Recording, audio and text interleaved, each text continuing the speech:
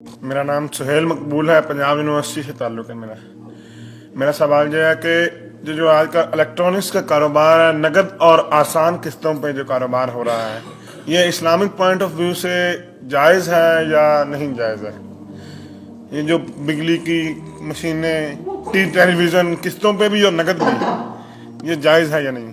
دیکھیے، میں نے اگرچہ ابتدا میں آپ سے کہا کہ میں فقہی مسائل میں دخل نہیں دینا چاہتا، لیکن بعض چیزیں ایسی ہیں کہ جن کے بارے میں میری یہ رائے ہے کہ میں یہ رسک لے کر بھی کہ علماء میری اس بات سے اختلاف کریں گے، میں وہ بات بیان کروں۔ وہ ایک ایسا حق ہے، احقاق حق، جس سے جین اور جان چرانی نہیں چاہیے۔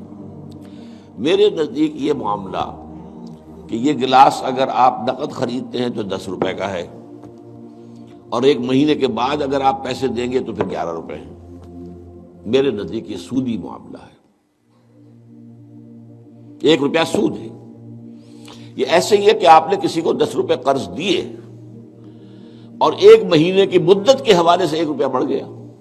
سود اور کس کو کہتے ہیں؟ لیکن بدقسمتی سے فقہ حنفی کی روح سے یہ جائز ہے، لہذا علماء کا فتویٰ موجود ہے ان لوگوں کے لیے۔ اب سود کو کس طرح کیا گیا ہے؟ سرکموینٹ کرنا جو ہے سود کو۔ آپ ایک کار خریدنا چاہتے ہیں، آپ کے پاس پیسہ نہیں ہے، آپ 10 لاکھ روپیہ بینک سے لیتے ہیں، بینک اپنا جو ہے آپ کو 10 15 20% کے اوپر قرض دے دیتا ہے۔ اس کے بجائے ایک راستہ اختیار کیا، ہم آپ کو کار خرید دیتے ہیں، آپ ہمیں 10 سال کی قسطوں میں پیسے دے دیجیے۔ وہ اپنے 10 سال کا سود کیلکولیٹ کر کے اس پہ ڈال دیتے ہیں، وہ آپ کو دینا پڑ گیا۔ تو یہ صرف ایسے ہی ہے کہ ناک کو سیدھا پکڑ لیا جائے، یا یہ کہ پھرا کر ہاتھ جو ہے گردن سے، میرا تو ہاتھ نہیں پہنچتا، لیکن یہ کہ بہرحال جن کے پہنچ جاتے ہیں ہاتھ، وہ اس کو جائز کیے بیٹھے۔ تو میرے نزدیک اصل میں یہ آپ کے سامنے ایک بڑی یعنی دین کی حکمت اور فلسفے کے اعتبار سے بہت اہم بات ہے جو اب کہنے چلا ہوں۔ دیکھیے، آپ کو معلوم ہے کہ حق و باطل کے درمیان کشاکش اور کشمکش اور جنگ، یہ تو اول روز سے ہے، ستیزہ کار رہا ہے ازل سے تا امروز، چراغ مصطفی سے شرار بولہوی۔ نتیجہ کیا ہے؟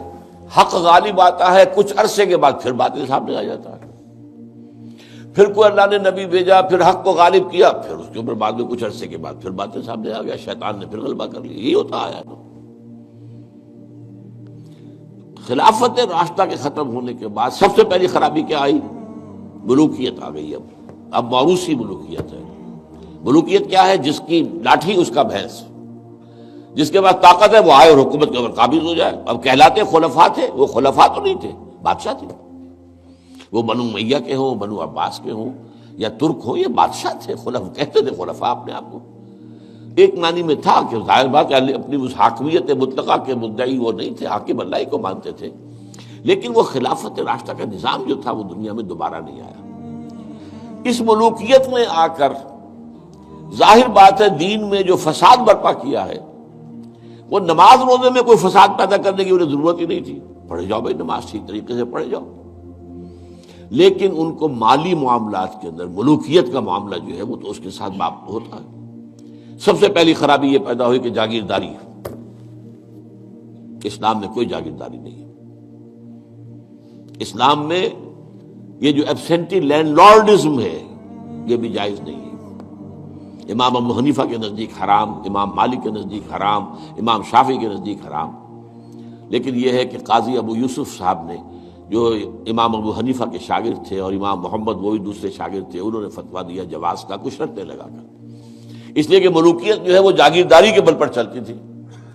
5,000 منصبدار، 20,000 منصبدار، 30,000 منصبدار، 50,000 منصبدار، اور اس کے اوپر بادشاہ تھے۔ ظاہر بات ہے کہ اس میں تو اس کی ضرورت تھی کہ لوگ جو ہے کاشت کریں دوسرے کے لیے۔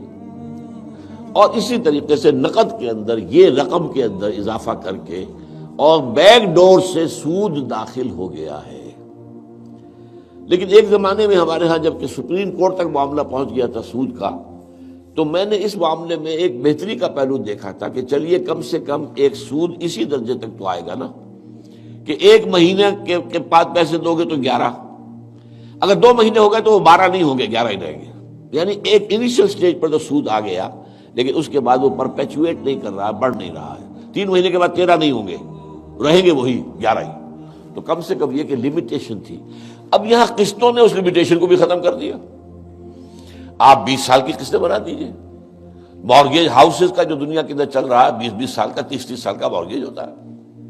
وہ گویا کہ پھر سود کو انہوں نے اپنا پورا حصہ جو ہے کاؤنٹ کر کے اس میں ملا کے اور اس کی قیمت رکھ دیتے. میرے نزدیک یہ چیزیں حرام ہیں، اور میں ڈنکے کی چوٹ کہتا ہوں کہ حرام ہیں. لیکن چونکہ علماء کے فتوے موجود ہیں تو لہذا میں کیا کروں گا، جو بھی کر رہے ہیں اب ان کی طرف سے جواب دہی اللہ کے ہاں پھر علماء ہی کو کرنی پڑے گی.